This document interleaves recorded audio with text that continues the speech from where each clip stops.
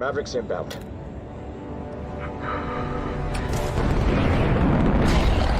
That's right. The 2023 Oscars are on the way, including Tom Cruise's Top Gun Maverick. And we're celebrating here at Think Christian by making them the focus of the next TC Movie Club. How might the Best Picture nominees interact with God's story? We'll discuss when we get together online at 2 p.m. Central on Saturday, February 25.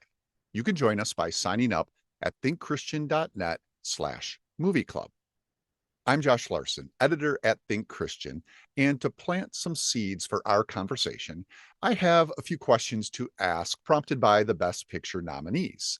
Now, it was a big group this year, 10 in total, so I've put them together under a couple of themes. Each will provide some theological food for thought. Let's get to our first grouping. The Banshees of Inisherin, The Fabelmans, Tar. What connects a story of broken friendship on an Irish island, a portrait of an artist, in this case Steven Spielberg, as a young man, and a takedown of a celebrated but abusive classical music conductor? In all three cases, characters sacrifice something: relationships, ethics, integrity, in pursuit of their art. In The Banshees of Inisherin, Brendan Gleeson's folk musician cuts off his friend of many years, played by Colin Farrell, because he's come to believe that their aimless chatting at the pub has kept him from creating great, lasting music. Steven Spielberg's The Fabelmans often plays like an argument that the acclaimed filmmaker is having with himself about whether or not his passion for filmmaking should take priority over his family. As for Tar, Cate Blanchett's title character has long sold her soul to the devil by the time we meet her. Todd Field's film amounts to an accounting of the costs. We have a problem. I received another weird email. There's no reason to get caught up in any intrigue. I'm worried. She's starting to disappear into herself.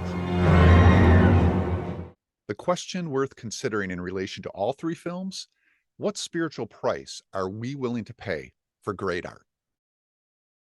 Our next grouping: Elvis, Everything Everywhere All at Once, Triangle of Sadness. Three films that, in very different ways, explore the nature of identity. Baz Luhrmann's manic biopic about the king of rock and roll, played with hip-thrusting verve by Austin Butler, traces the way a music and mama-loving boy lost his sense of self.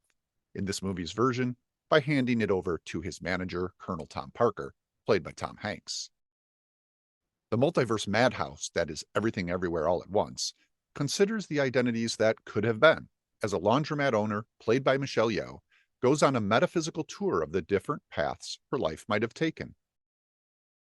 And in Triangle of Sadness, an influencer couple tries to create a luxury life out of the internet, only to discover that the 1% they hope to join are as miserable as anyone.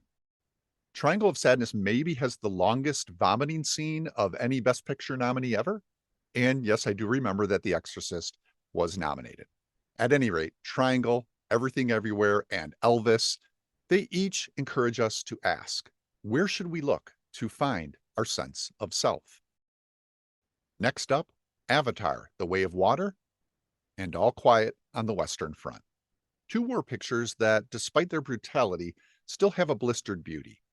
Amidst the desecration of the planet Pandora in Avatar and the French countryside in All Quiet, we get glimpses of loveliness. The irony of those moments forces us to consider, why does humanity insist on paradise lost?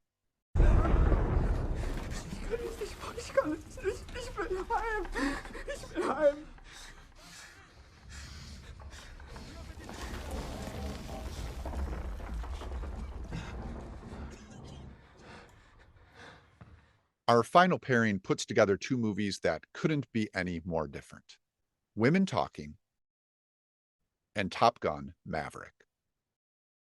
Sarah Polley's film dramatizes a debate among women in an isolated religious community who have been sexually assaulted by the men. In Tom Cruise's sequel, his aging, hotshot pilot is forced to train the son of his friend who died while flying with Maverick years ago. Both films turn on the question of forgiveness. Who deserves it? Who doesn't? When should forgiveness be given? We'll be discussing these questions and a lot more about the Best Picture nominees at our next online gathering of the TC Movie Club. That will take place at 2 p.m. Central Time on Saturday, February 25. Invites with all the details will go out to Movie Club members via email. If you haven't joined the TC Movie Club yet, but want to participate, or are coming to this video late and want to be part of future Movie Club offerings, you can do that at thinkchristian.net/movie club. Thanks for watching. I hope to see you on February 25. Why aren't you talking to Porrick no more? That wouldn't be a sin now, would it, Father? No, but it's not very nice either, is it?